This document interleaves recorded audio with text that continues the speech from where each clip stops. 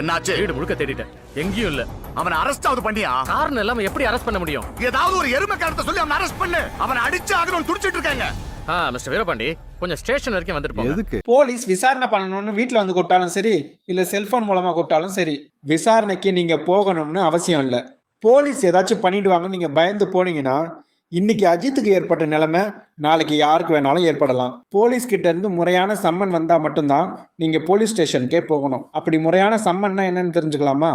Point 1, உங்கள் மேலே complaint கொடுத்தவங்களோட முழு பெயர் மற்றும் முகவரி இருக்கணும்.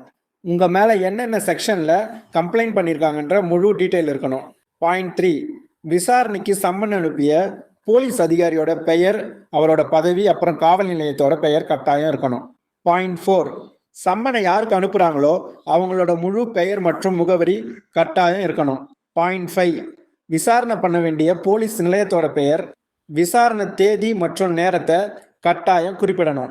பாயிண்ட் 6, விசாரணை பண்ணுற அதிகாரியோட முத்திரை, அதாவது ஸ்டாம்ப் இருக்கணும், அவரோட சிக்னேச்சர் இருக்கணும்.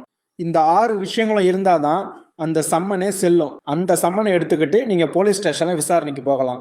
எனக்கு தனியாக போக விருப்பம் இல்லைன்னு நீங்கள் நினச்சா உங்களுக்கு தெரிஞ்ச அட்வொகேட்டை கூட்டிக்கிட்டு விசாரணைக்கு போகலாம்.